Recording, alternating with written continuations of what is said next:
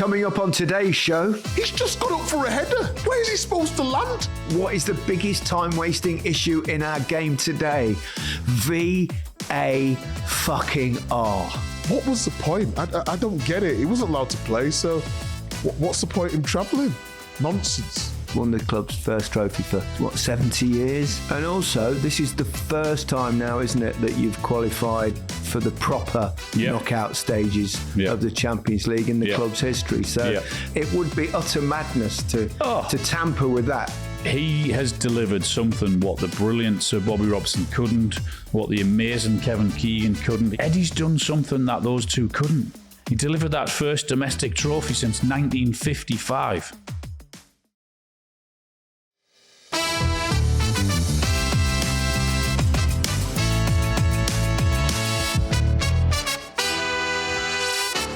Hello and welcome to The Rest is Football with Micah Richards and me, Gary Lineker. We're doing this on Thursday morning. Al's obviously, what's he doing, Micah? God knows what he's doing, mate. Playing golf. Of course he is. So it's been a fascinating week of Champions League football. I mean, there's some crazy scorelines. Let me read you the aggregate scores, Micah, of all across the 2 days.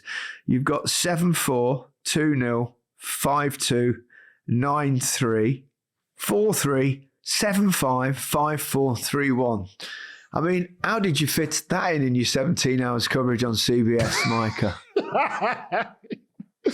It's mad, isn't it? Because you always have a main game, but then you've just got games everywhere and you're trying to look for bits and pieces, what could be interesting, and it's just maybe, you know, when you talk about away goals and stuff. Yeah.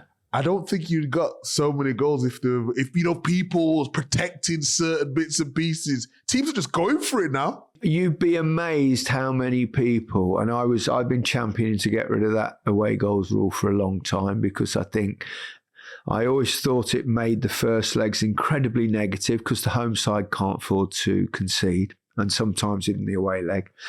And so many people, mostly journalists, I hasten to add, going, no, it's what's made the game and all that. And I was thinking, no, you're wrong. They were going, it's going to be more negative now. And I'm thinking, no, it's not.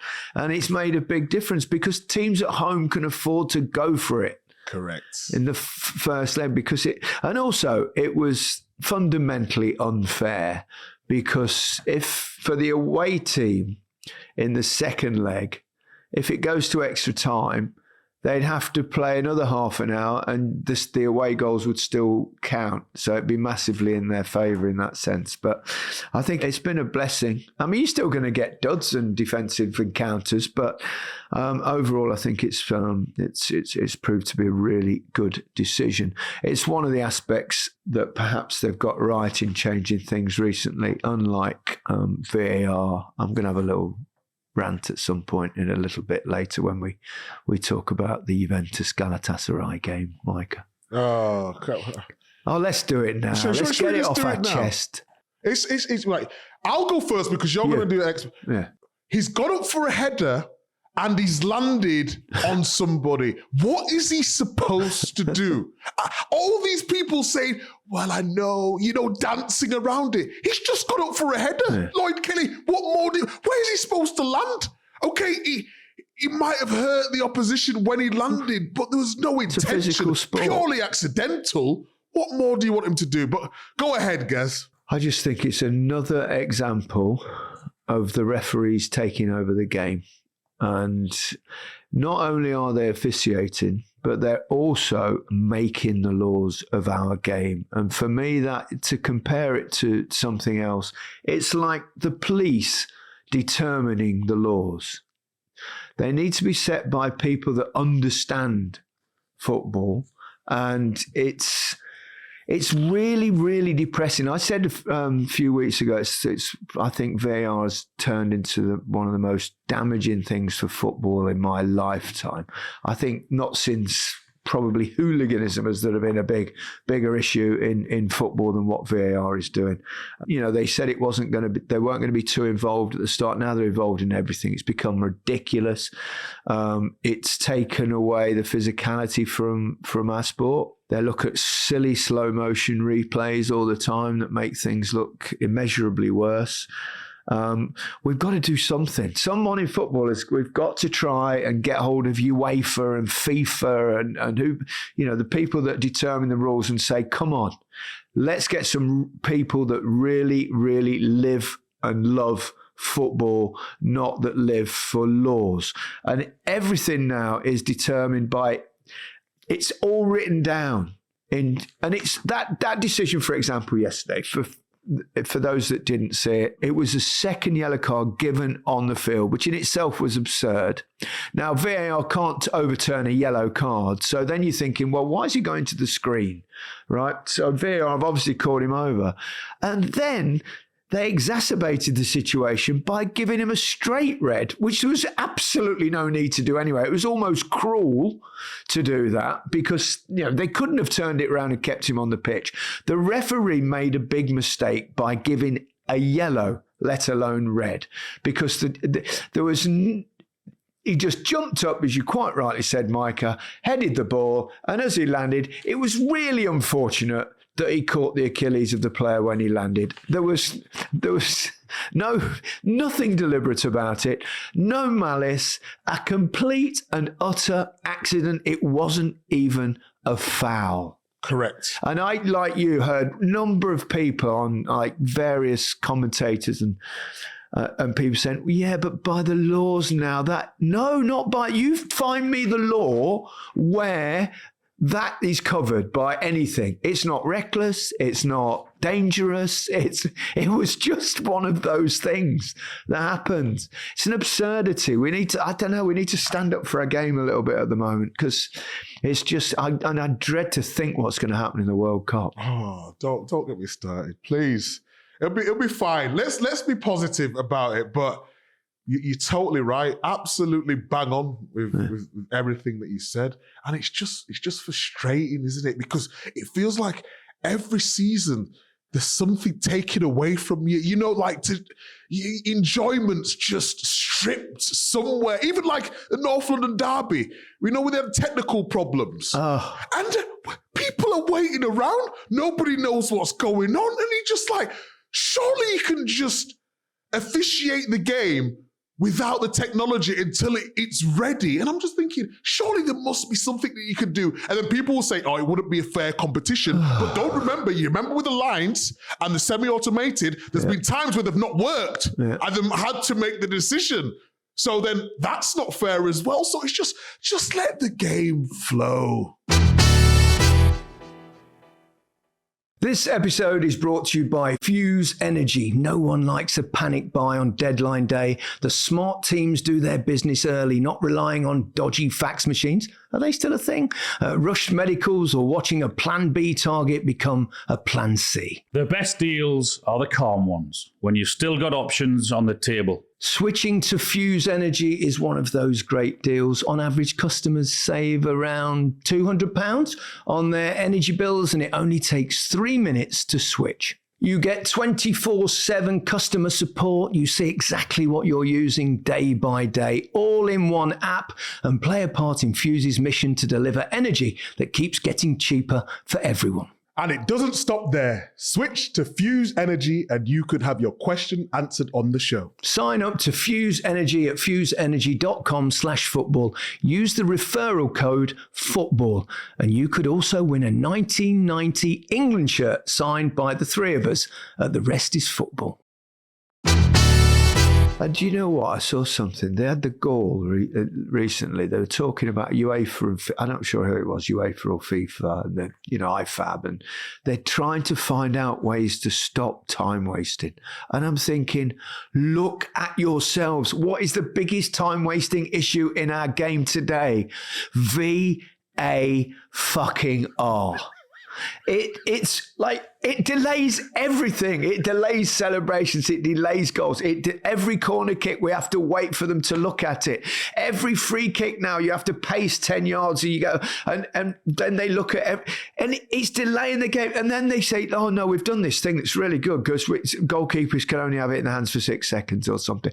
And you're thinking, no, you can speed the game up by allowing quick free kicks, for example, which you're not allowed to do anymore. It's honestly, The lack of self-awareness from these people is beyond. There was a stat the other day. I was speaking to one of the referees, and their argument was not on this, but you know when you say out of 100 goals, 94 goals are given. So there's only 6 that are disallowed. So they're saying that you should still celebrate because only 6% is getting taken away. But I'm just like... Well, they do celebrate, but you can't be absolutely sure with your celebration. I mean, that is the joy of football as well, by the way. That's what lifts football for me, and I'm biased because it's a sport that I love. It lifts it over other sports because a goal is so important in a game of football that blast of joy that you get from a goal is what makes football really, really special for supporters and players alike. But now when you're just decreasing that and putting in that little bit of, we can celebrate or can we? There might be something, and it just takes away. And I mean, I partly blame myself. I was one of the people that thought this would be a good thing if used well. But I also think that, I'm rambling on about this again now, but we've got to bring an appeal system in. At least that way it limits it massively to... It'll get there. It'll get there, though. They'll get there with it. And actually, I mean, what a game that was as well. And it killed Juve. Juve were flying at the time coming back. It was mad, you know, because we had Del Piero sort of pitch side, and he was reporting on the atmosphere, and he said something in the stadium where he believed, and then they go, and then they went down to 10 men, and it's like, they scored 2 goals after that, didn't they? With exactly, 10 men. Yeah. But in the end, it caught up with them, as it was most likely to do. So Zagrova's chance, though, that could have been the difference. I know. And then, I mean, what a comeback that would have been with 10 men. But when they didn't take that chance, I feared for them. But it was strange because you had Icardi and Osimhen up top, and they had extra men, the Galatasaray, but they wasn't running back. So it was like Juve had the overload, which was strange because they was just trying to counterattack, but they wasn't working back until it was really obvious to go and make a tackle. So yeah, it was very unlucky for Juve, but big heart, big desire. Yeah, cracking game though. It was a really good game. Yeah, I mean, it's not a great week actually for Italy. I mean, Inter getting beat by Bodo Glimt. Obviously, Atalanta, they staged an amazing comeback against Borussia Dortmund. But for Inter to go out to Bodo Glimt, I mean, Bodo Glimt, God blimey, they actually played some good. I mean, first half of the set, it was all Inter and they had a few chances. Keeper made 1 or 2 decent saves, and I still thought if they could get one then. But Bodo Glimt, I mean, played some good stuff in that second half. Yeah, they do. And it's so good, like this story talking about Bodo, because a lot of people are saying, what are they? What sort of team are you expected to play against? And they went against Dortmund and they drew in Dortmund, and everyone's like, okay, a little bit of a fluke, but then they beat Man City at home 3-1, and everyone's like, oh, it must be the plastic pitch. I'm not saying this in order. This is just, and then they go to Atletico Madrid and the win, and you're thinking, ooh, it can't be luck no more because they're going away from home and getting big results. And then the Inter obviously made changes in the first one, sort of disrespected them in the first leg. And then they go to Inter and soak up the pressure and win. But it's weird because, one, their season's not started yet, which is remarkable. Yeah, I know they've had friendlies and all that sort of thing. And 2, to be able to adjust from being the team who always have the ball to then playing on the counter-attack, but then all going as a group to go and really press and have those rotations and have really good combination. It's just amazing to see. It's remarkable what, not just Bodo Glimt, but what Norway is doing in world sport at the moment. I don't know whether you've noticed this thing, and I mean, obviously they're right at the top of the leaderboard in the Winter Olympics. I mean, I know they always do reasonably well, but they're top. They're producing incredible sports players, obviously Erling Haaland, Ødegaard in football, amongst a few others. Then you've got people like Victor Hovland in golf. And I was looking into it, and I saw this thing recently where they've got a whole different way of thinking about sport and youngsters there. And you remember, this is a population of around 5 million in Norway, which is so small.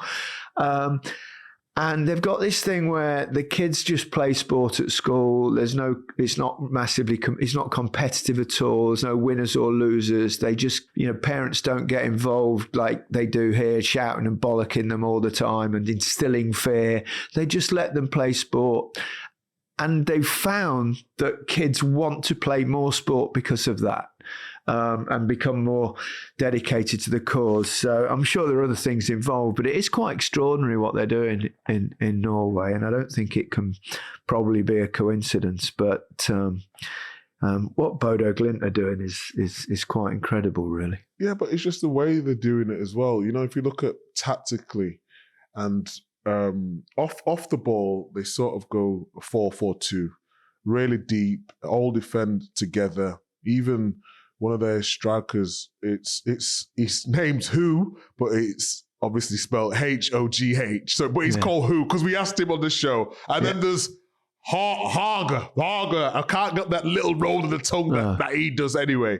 And them two, the talisman of the team. And then when they break, they go into a 4-3-3 with Blomberg, but they go with pace, guys. Honestly, it's amazing to see, and they all go together and they play as a team, and they've just got a ridiculous amount of team spirit, but with quality in there as well. Someone like Haga, and people won't remember this, he was at AC Milan, didn't work out for him. He was at Frankfurt as well, sort of didn't work out for him. He goes back home and then absolutely flying. Part of the story of the coach as well. I mean, he's Norwegian, obviously. He's got a great name, Knutsen. And what he's doing is nuts, son. Let's not get go there. Kjetil Knutsen. He's been at Bodo, I've got the details here, since 2018, after being the assistant for a year. He's only ever managed in Norway.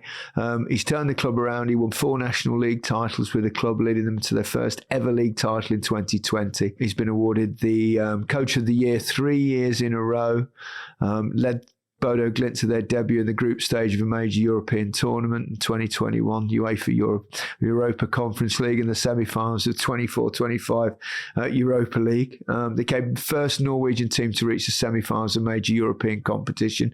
Now they're in the Champions League knockout stages, last 16. I mean, someone's going to be knocking at his door. 100%. I'm actually going out there as well. We interviewed him, and I said I can go to the training ground, so I want to go pick his braids and stuff. Yeah, and I'll give it a few months to warm up a bit. I know, but next round, Bodo can have Man City after the draw. The draw's tomorrow, isn't it? Or today, as it's coming out to you. So Bodo could get Man City or Sporting.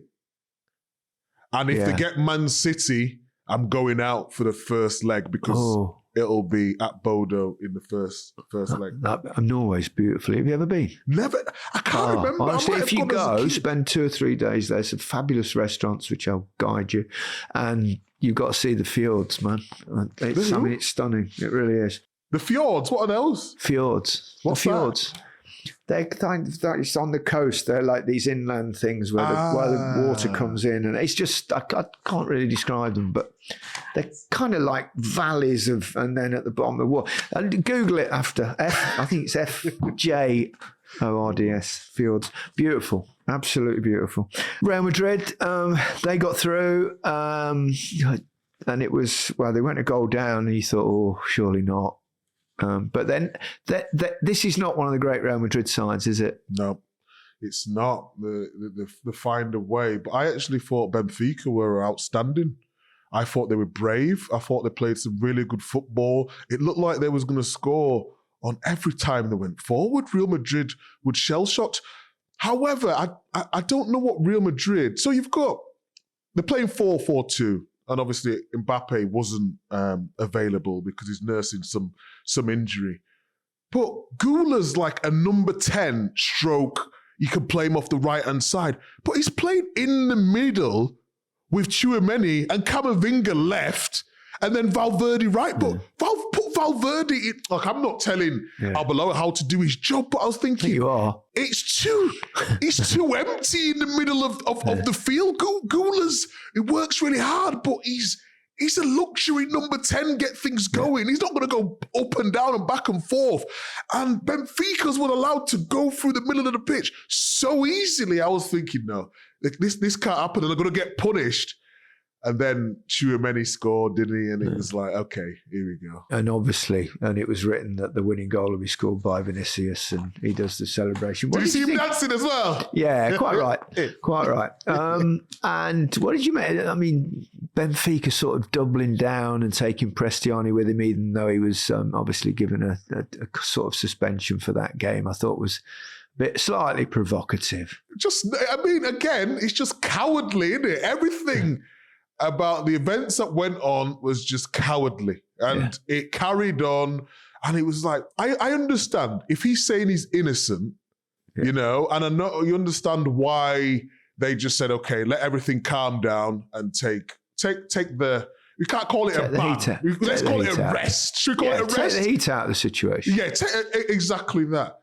But then it's just, why? Why didn't you just leave him at home? Wrap him in cotton wool, whatever has happened. He still says he's innocent, is what it is. But the whole thing, it was just, the whole theatre, it was just, what was the point? I don't get it. He wasn't allowed to play, so what's the point in him travelling? Nonsense. Yeah. I mean, there were a few turn-ups in this round. Importantly, PSG, I mean, they didn't have it all their own way either. The defending champions there through.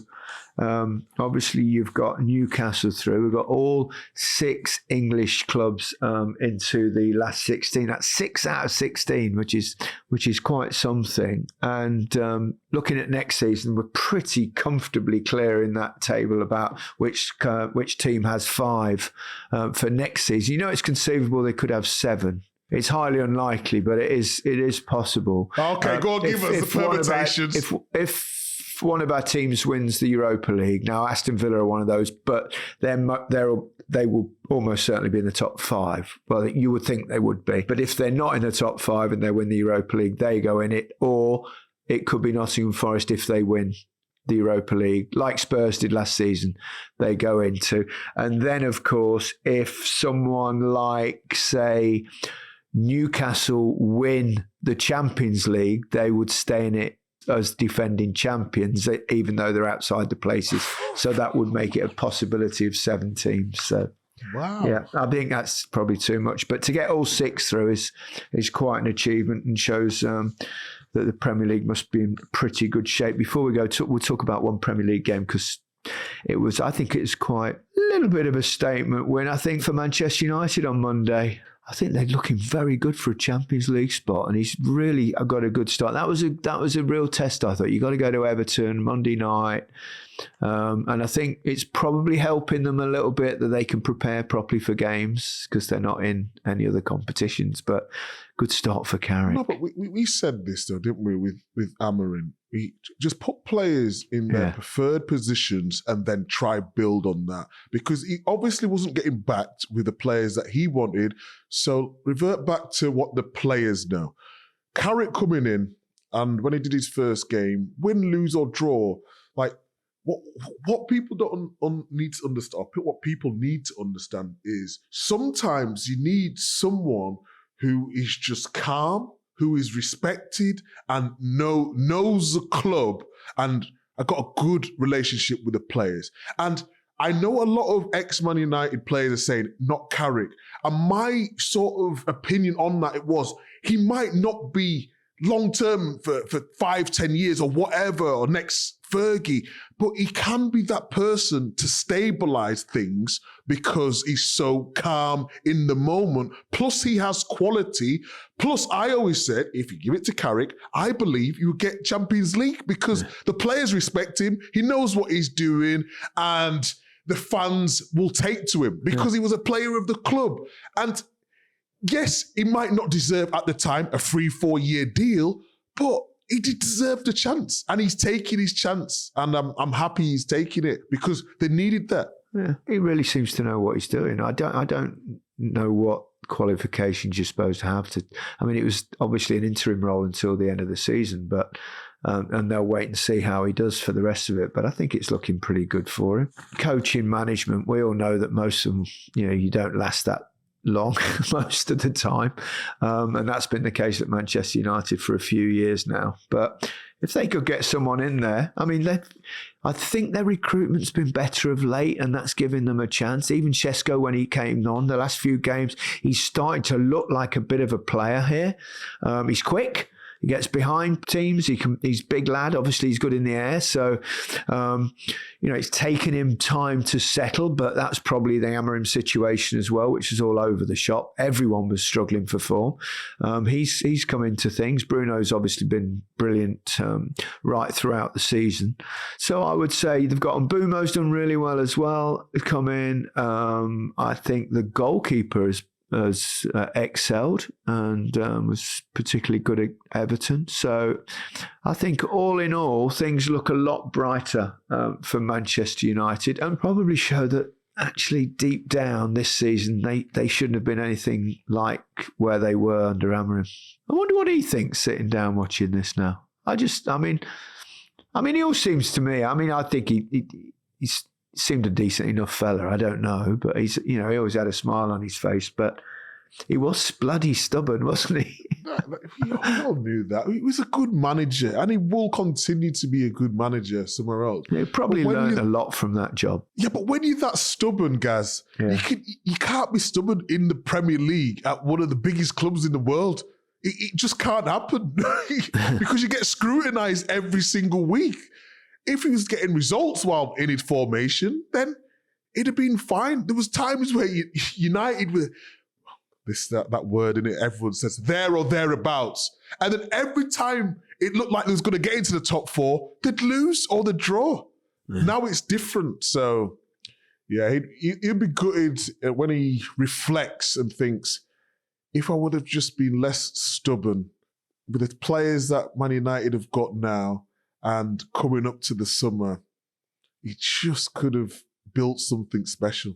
Okay, Micah. In the second half, I'll be talking to Alan. I did it after the Newcastle game because you had such a late night working for CBS. So after the break, it's Alan and Newcastle. This question is brought to you by Fuse Energy, our presenting partners here at The Rest is Football. Each month, Fuse give their customers the chance to send in a question for us to tackle on the show. Today's question is from Hugo. Not a critique, I presume. But anyway, Hugo asks, what do Newcastle need to do consistently to qualify for Europe or even become genuine title challengers? Is it a case of adding more players, or does the club need something else to take that step? Well, I think we should probably start with you, Alan, on this one. They have to continue what they're doing. They have to be clever and smart in recruitment. Buying players is obviously hugely important when you're buying them for big money. You have to get that right. When you get close to the big boys, then obviously you've done well. It's very different from what it was years ago because of the PSL rules or the SCL rules. It's more difficult for Newcastle to do that now, isn't it? Even though they've probably got the wealthiest owners in world football. Yeah, very different to what it was, 10 years ago or 20 years ago, where Man City could spend whatever they wanted, Chelsea could spend whatever they wanted, and did. So Newcastle can't do that to close that gap. So that means they have to be really smart and really clever when they're working on their recruitment. They couldn't really do what you did at Manchester City, Micah, could they? No, because financial fair play was just changing around that time. So Yeah, I understand that. But I think for Newcastle, it's more retaining the players, building that environment where players feel as though they can go to Newcastle and be there for 5, 6, 7 years or whatever it may be. If you look at the players like Aguero and Silva and Yaya Toure. And Richards. No, well, I mean, it's just because if you look at the drama with Isak, and Newcastle is such a big club, but there are always other clubs who have that pulling power, just building something special there that you feel as though you don't need to go anywhere else. Yeah, it's an interesting one though, isn't it? Also with Newcastle and the PSR rules, because I think they were brought in for the right reasons, to protect clubs against themselves. But I suppose if you have got owners, whatever you think about state-owned football clubs, that's a different issue. But it's so restrictive now of clubs challenging the so-called elite, makes it harder. And I don't know whether they'll look at it at some point and perhaps find another way. Well, it's PSR it was, wasn't it? It's now SCR, I think. What cost ratio is it for going forward? Yeah. But yeah, I think what Newcastle have done, without doubt, they've closed the gap, as have Aston Villa. But it's one thing closing it, it's another thing staying there. Done part of that by winning a trophy. They're also being part of the Champions League on a regular basis, which is another thing. So they have to keep that going. And as I said, they have to be clever when they're buying players. It's a good club though, isn't it, Newcastle? I love it. When you go up there, the Champions League nights, and the crowd are just amazing. So they've just got to build that and keep building on that, I would say. Absolutely. Sign up to Fuse Energy at fuseenergy.com/football. Use the referral code football, all uppercase, and you could win an iconic 1990 England shirt signed by all three of us at The Rest is Football. This episode is brought to you by Microsoft 365 Copilot. Guys, where would we be without our teammates? Who's your favourite teammate? Mine would have to be Teddy Sheringham, guys, with England. It's just one of those partnerships that worked, that clicked. For you, Micah, Pablo Zabaleta by any chance? How did I know you was going to say that? I would have to pick Joe Hart. Just on the pitch, if I made a mistake, I just knew he had my back. I'm sure you kept him very busy, Mike. I would probably go Peter Beardsley, who I had an amazing partnership with England. I think I was about a goal a game when he played. Well, Microsoft 365 Copilot is that level of support off the pitch. It's your AI assistant for work, built into Word, Excel, PowerPoint, and other Microsoft 365 apps you use, helping you quickly write, analyze, create, and summarize. Learn more at microsoft.com/M365 Copilot. Welcome back to The Rest is Football. We're recording this part of the episode on a Wednesday. Mike is working tonight on all the games. And I just want to talk a little bit about Newcastle and Europe. They're the only English team, obviously, that had to play in the qualifying stages. I don't know what you call this, playoffs, if you like, of the Champions League. Yep. The game was done, really, after the first leg. And then especially Newcastle got 2 early goals as well. I mean, have Newcastle ever won a game 9-3 on aggregate, Alan? Not that I can remember. It was it was good in a way to do it, but it was also because of there was no jeopardy. Yeah, and I was talking with Alex actually on the Rest is Football La Liga episode because she was about to do the game and she said she think you had a nice night at the pub. We went out, all went out. We took all the crew out and everyone out. I booked a restaurant on Monday evening, Kai in Newcastle. Lovely Indian restaurant. It's beautiful, and we all went there Monday evening. Had a couple of beers, a couple of glasses of wine. We were really well looked after, and then we met up, all met up Tuesday afternoon for the game. So, but it was tough. It's difficult without jeopardy. It's one of those. I mean, I've worked on them over the years, and sometimes it's been like the last group stage match of the Champions League, which often were a lot of dead rubbers and teams were already qualified. And you try for all you're worth to kind of build them up a little bit. And I always think with these things, it's, what did you win the first 6-1, wasn't it? 6-1, so, and, and you start by saying, well, obviously Newcastle are going to go through. And then you get close to kickoff and you start going, well, if, if Karabakh get an early couple of goals and you're trying to, but it's just, must be quite hard as a co-commentator because you can't give it full whack, can you? Because otherwise you've got to leave yourself, I always think. And some, I watch presenters, I watch pundits, I watch commentators, and some of them go too big on everything. Yeah. So therefore they leave themselves nowhere to go when it is truly exceptional. So you've got to be a little bit cautious, haven't you? Well, it was what happened was that normally I do all the core comms for Amazon with the brilliant John Champion, who's superb. Yes. And we normally do the team together in camera, in vision. I normally do maybe one hit at pitch side with the rest of the pundits. Then I sort of head up maybe 35, 40 minutes before kickoff just to try and get ready and for the game. But yesterday, with it being Newcastle, it got me doing a little bit more. So we're on air at 6:30, so 90 minutes before kickoff. To build up for that game. To build up for that game. But actually, we went to the bar that's named after me, Shearer's Bar, and it was me, Sir Les Ferdinand, and Gabby Logan. I would have worked out that it was named after you, Al. Yeah. I just didn't want to sound wanky, and just say Shearer's Bar. We did a nice interview in there, and then myself and John Champion then interviewed the chief executive, David Hopkinson, who was brilliant in the hospitality area. Then I went down pitch side and did sort of 15 or 20 minutes there with Wayne, Les and Theo, and Gabby obviously interviewing us. And then went up to the commentary position. So it was like you had to try and keep in energy because you've obviously got to try and tell the story, but not go over the top, as you say. But I should say, Newcastle are leading 6-1.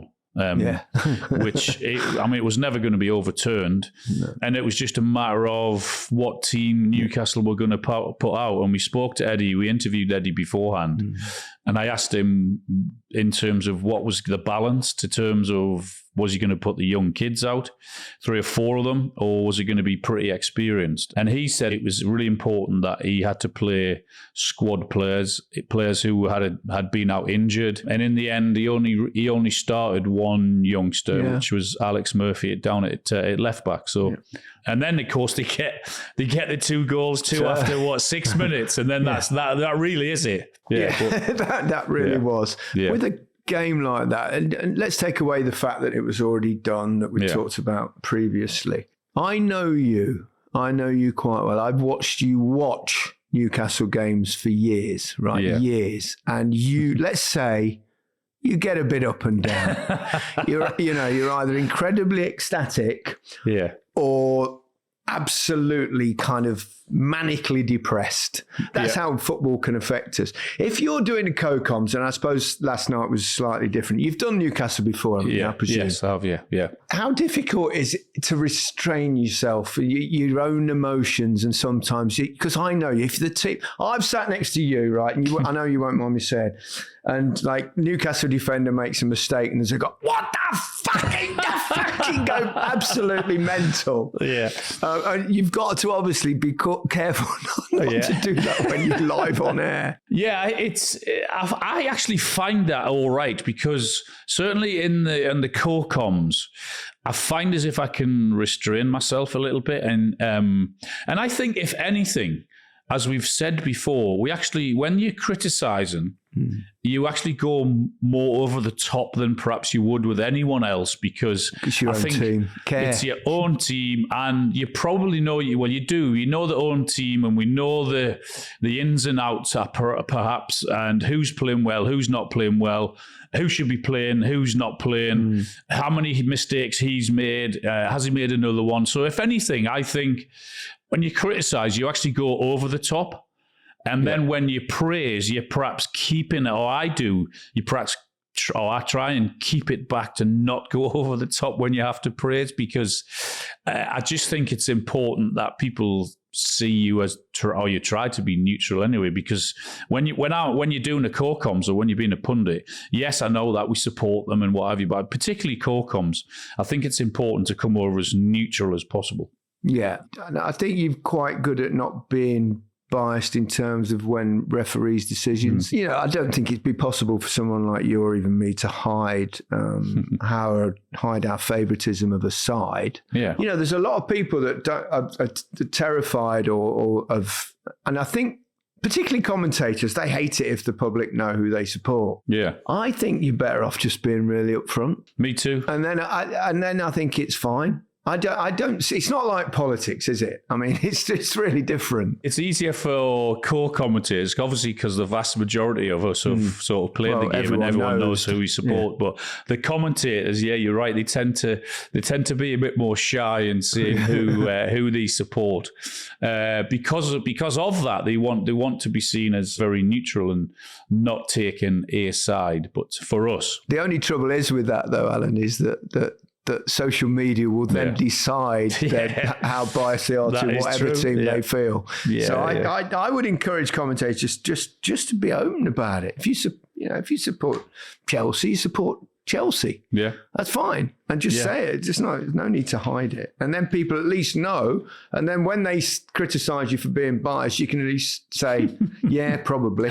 Yeah, you're gonna, particularly core commentators, they get hammered anyway, so it doesn't matter who you support. Yeah. Well, you don't seem to get hammered too much. Yeah, it's all right. It's not too bad. So far, I hasten to add. Yeah. There's always something around the corner. Yeah, there is. You'll play Chelsea or Barcelona. Yeah. That's I mean, either way, for different reasons, that's the big tie. Chelsea, obviously, because it's all Premier League. Yeah. Barcelona, because, well, it's Barcelona. That'd be huge. Yeah, I mean, I don't know. I think the romantic side, because when you go back, I mean, Newcastle played Barcelona, I think it was the first game, wasn't it, this season when Marcus Rashford scored at St James's, didn't he?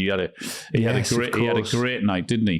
But then going further back, Tino Asprilla with his hat-trick at St James's Park and all of that. So I guess the romantic side says, yeah, Barcelona, we'd love to play, but I think probably have more chance against Chelsea. Albeit Newcastle haven't got a great record at Stamford Bridge, but they might not have to because they might do enough at home anyway. So who do you want, Mal? I think because of probably slightly better chance of going through against Chelsea than maybe Barcelona, although Barcelona's high line might suit the pace of Newcastle up front. But I think realistically, chance-wise, Chelsea. Yeah, and I suppose as well, the fact you've already played Barcelona this season, it's not quite the magic draw, is it? No, and you got the Newcastle are away in the second leg because of them having to play in the playoffs.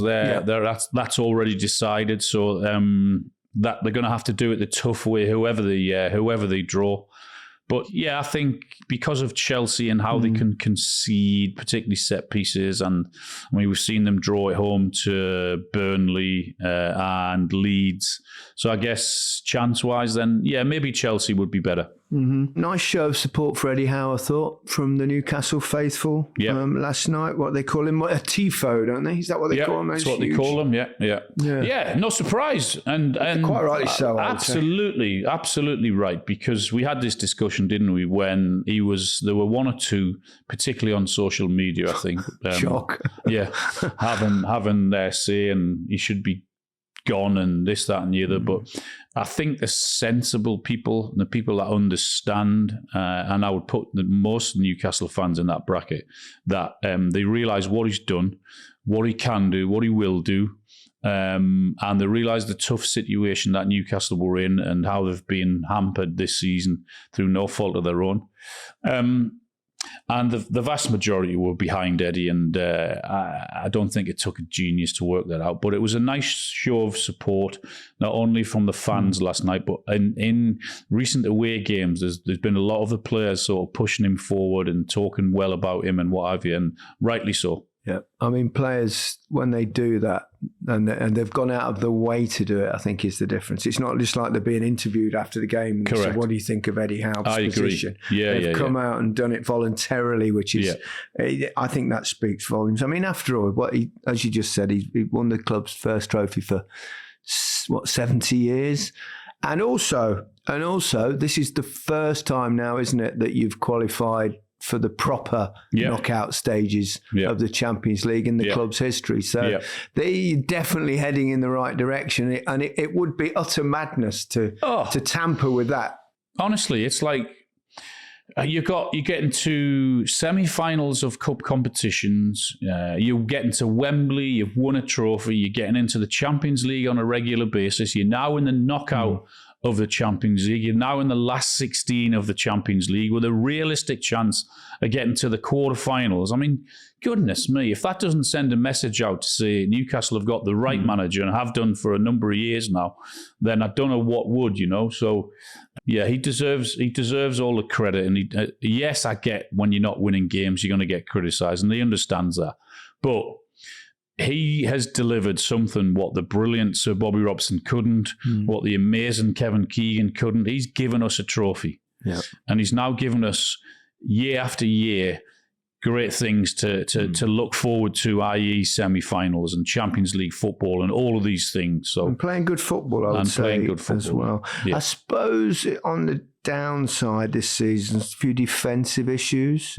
Only 3 clean sheets in the last 28 games, Al, in all competitions, dating back to a 2-0 win against Athletic Club on November the 5th. Yeah, that will have to improve if they want to get through to the quarterfinals of the Champions League and progress in the FA Cup.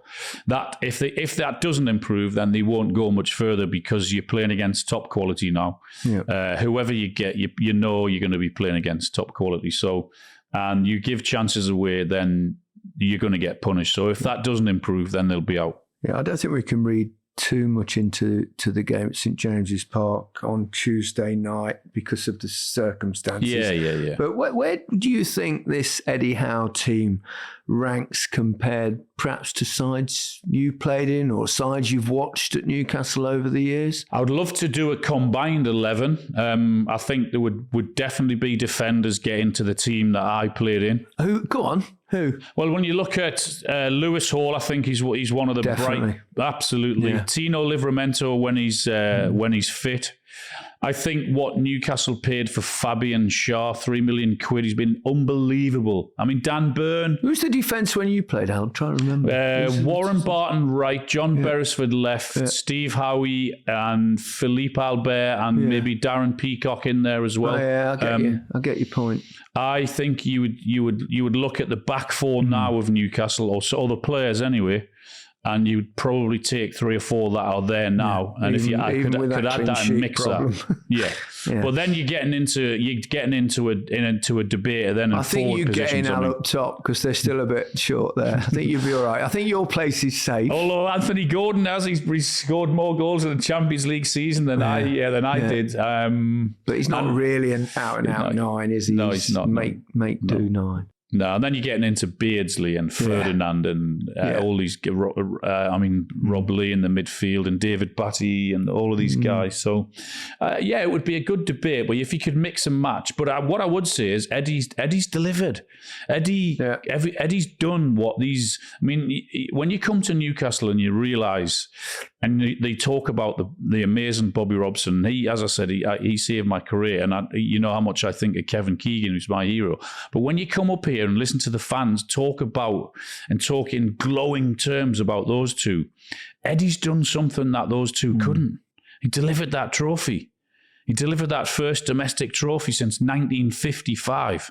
I know, it's extraordinary. Obviously, I played for Bobby Robson myself for England, and Kevin, like you, Kevin Keegan was. I've only met him a couple of times in my life, weirdly, but I love watching it. I mean, there's a footballer and his attitude and he, the way he succeeded in his career, particularly when he played abroad, and then his enthusiasm for the game, and that I think he shared with Bobby Robson. That in different ways, they showed it in different ways, but real enthusiasts. And I think I think it speaks volumes for Eddie that is in the same bracket.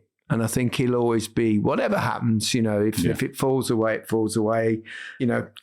Very, very few managers don't get the sack at some stage in their careers. But I think he'll always be, for what he's given them, that brought in those memories, that he'll always be. We're talking as though he's about to retire or get the sack, which is certainly not the case. Well, he's coming up to end of this season. I think he's coming up to 5 years, which Bobby did and Kevin did. Yeah. And Bobby obviously was sacked. And for whatever reason, Kevin left after that. I mean, I know Kevin was a brilliant player for Newcastle as well and came in very difficult circumstances. So that's why he's loved as well. But Eddie's coming up to that 5-year itch, if you like. But I think he's in a really, really strong position because of what he's achieved, and he's been able to deliver that trophy. I remember interviewing Eddie actually when he was at Bournemouth, and when he started to make a bit of a name for himself. And he was so kind and took time out and took me right round the training ground and took me into all how his training plans work and the backroom teams and all sorts of things. And I was thinking, this is very, very smart, intelligent. And he comes over very nice, but I think he's probably also got, and I think you've got to have that side to you to be a leader in football. Without doubt, you're not getting anywhere in football management unless you've got that little steel side to you as well. You have to have that, and there's no doubt he's got that. But he comes across really, really well. My thing would be, looking forward, is how he solves the forward conundrum at Newcastle. Yeah. Is that because of the money that's been shelled out, as we've said on numerous occasions, 125 million on 2 forwards in Voltemada and Vissa. I still think Vissa will come good if he gets fit. How he solves that conundrum, because the Voltemada one, he's playing in midfield, not a midfielder for me. He's not done enough in the centre forward position yet either, and Vissa's hardly played. But you've spent 125 million on those 2, and at the minute they haven't worked as forwards. You can always take Isak back at the end of the season.